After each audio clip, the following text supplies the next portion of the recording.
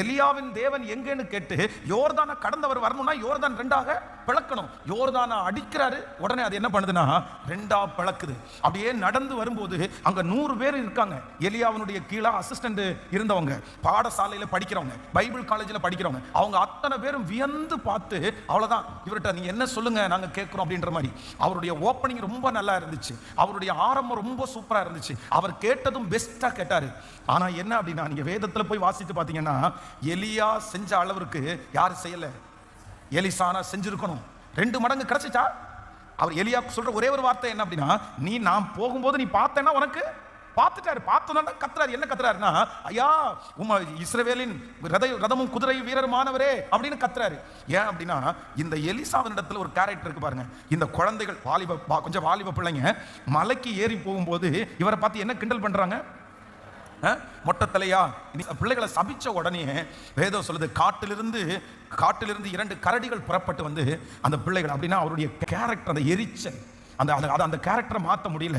அதே போல நீங்க யாருக்கு வர முடியும்னா யோனா தீர்க்கதரிசிக்கு வர முடியும். யோனா தீர்க்கதரிசியினுடைய பிரசங்கம் அவ்வளவு பவர்ஃபுல்லான பிரசங்கம். அப்படின்னா ஆண்டவர் வந்து நினிவேவுக்கு வேற யாரையாவது அனுப்பி இருக்கலாம். ஆனா நான் என்ன விசுவாசிக்கிறேன் அப்படின்னா, சிலருடைய வாய்ஸ் இருக்கு பாருங்களேன், அந்த வாய்ஸ் வந்து நமக்கு கேட்டாலே நமக்குள்ள என்ன வரும் சொல்லுங்க, ஒரு வித்தியாசமான ஃபீல் வரும். அது ரொம்ப ஒரு வித்தியாசமா இருக்கும். அப்படின்னா அது கேட்கலாம்னு தோணும், அது நிறைய மாற்றத்தை கொடுக்கும். ஆனா சிலருடைய கண்டென்ட் நல்லா இருக்கும், சிலர் ரொம்ப அழகா அவங்களுடைய ப்ரிப்பரேஷன் நல்லா இருக்கும், ஆனா வாய்ஸ் எப்படி இருக்கும், அது ரொம்ப வித்தியாசமா இருக்கும். அது நமக்கு கேட்கலான்னு கூட சிலருக்கு தோணாது. அப்போ நான் என்ன நம்புறேன் அப்படின்னு சொன்னா, இந்த நினிவே பட்டணத்துல இந்த மனுஷனை கொண்டு போய் நிக்க வச்சு பிரசங்கம் பண்ணினா அவங்கள மாறுவாங்கன்னு ஆண்டவருக்கு தெரியுது. வெரி டேலண்டட் பர்சன், அவன் பெரிய ரொம்ப தைரியசாலியும் கூட.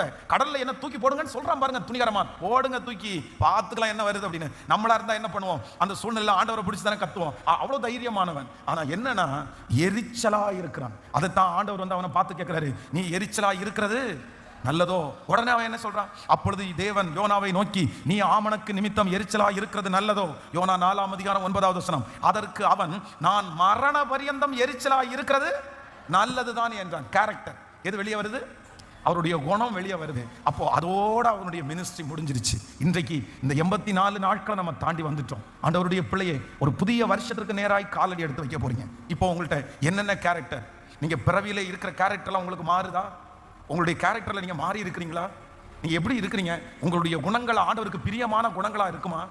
உங்கள்கிட்ட ஆண்டவருக்கு பிரியமில்லாத குணங்கள் ஏதாவது இருக்குதா? நீங்க ரொம்ப ஜெபிக்கலாம், நீங்க நிறைய ஊழியம் செய்யலாம், நிறைய வார்த்தைகளை கேட்கலாம், ஆனா எது சேஞ்ச் ஆகணும்னு ஆண்டவர் எதிர்பார்க்கிறாருன்னா, என்னுடைய கேரக்டரை கண்டிப்பா நான் மாத்தினாதான் எனக்கு ஆசீர்வாதமும் சமாதானமும் உண்டாயிருக்கும். ஆமென்.